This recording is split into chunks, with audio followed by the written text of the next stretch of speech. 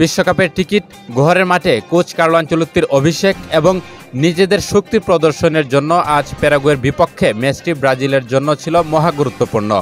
আর সেই মহাগুরুত্বপূর্ণ ম্যাচটিতে দারুণ এক জয় পেয়েছে ব্রাজিল। ভিনিসিয়াস জুনিয়রের গোলে প্যারাগুয়ের বিপক্ষে ব্রাজিলের জয় 1-0 ব্যবধানে। গোলের এই ব্যবধান অবশ্য ম্যাচের চিত্রকে পুরোপুরি তুলে ধরতে পারছে না। বাস্তবতা হচ্ছে, আগের ম্যাচে ইকুয়েডর বিপক্ষে নড়ে পড়ে থাকা ব্রাজিল এই ম্যাচে দারুণভাবে ঘুরে দাঁড়িয়েছে, উপহার দিয়েছে গতিময় আক্রমণাত্মক ফুটবলও। ম্যাচে 73% বল দখলে রেখে ব্রাজিল শট নেয় 11টি, যার 4টি ছিল লক্ষ্যে।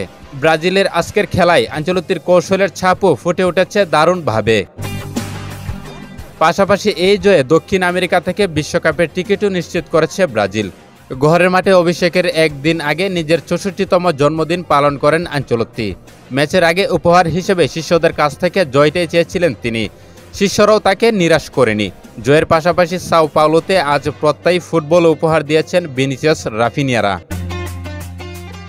ইকুয়েডরের বিপক্ষে আগের ম্যাচে ব্রাজিলের পারফরম্যান্স নিয়ে কাটাছেঁড়া হয়েছে অনেক।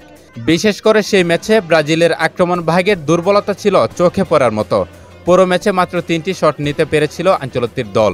ম্যাচের পর আক্রমণে গতি আনার কথা বলেছিলেন ব্রাজিল কোচ নিজেও। সেই লক্ষ্যে একাদশে উল্লেখযোগ্য 3টি পরিবর্তনের কথাও শোনা গিয়েছিল। ম্যাচের আগে ব্রাজিলিয়ান সংবাদ মাধ্যমগুলো যে 3টি পরিবর্তনের কথা বলেছিল, সেই 3টি পরিবর্তন নিয়ে শুরু হয় আজকের ম্যাচটি। গেরেসন, এস্তোভাও ও রিসার্লিসনের জায়গায় একাদশে সুযোগ পান গ্যাব্রিয়েল মার্তিনেল্লি, রাফিনিয়া ও মাতিউস কুনিয়া। দলের খেলাতেও এই পরিবর্তনের চাপ ছিল স্পষ্ট। আগের ম্যাচে আক্রমণে যেতে হিমশিম খাওয়া ব্রাজিল আজ শুরু থেকে আক্রমণাত্মক ফুটবল উপহার দিয়েছে। ম্যাচের প্রথম মিনিট থেকে বলের দখল রেখে একের পর এক আক্রমণে যায় তারা। তবে আক্রমণে গেলেও প্যারাগুয়ের রক্ষণ ভাঙতে পারছিল না ভিনিরা। বক্সের ভেতর গিয়ে নষ্ট হচ্ছিল ব্রাজিলের আক্রমণগুলো। শেষ পর্যন্ত ম্যাচের 44 মিনিটে ভিনিসিয়াসের গোলে এগিয়ে যায় ব্রাজিল। সমন্বিত এক আক্রমণে রাফিনিয়ার কাছ থেকে বল পান কুনিয়া। তিনি বক্সের ভেতর বল বাড়ান ভিনিসিয়াসকে উদ্দেশ্য করে। দারুণ এক ফিনিশিংয়ে লক্ষ্যভেদ করে ব্রাজিলকে এগিয়ে দেন ভিনি। এই লিড নিয়ে বিরতিতে যায় ব্রাজিল। প্যারাগুয়ে এ সময় কয়েকবার আক্রমণে গিয়ে ব্রাজিলকে বিপদেও ফেলার চেষ্টা করেছিল। তবে ব্রাজিলের দারুণভাবে গড়ে তোলা রক্ষণ ভাঙার মতো যথেষ্ট শক্তি দেখাতে পারেনি প্যারাগুয়ে। কিছুটা সামলে নিয়ে ব্রাজিল আবারও ম্যাচের নিয়ন্ত্রণ নেয়।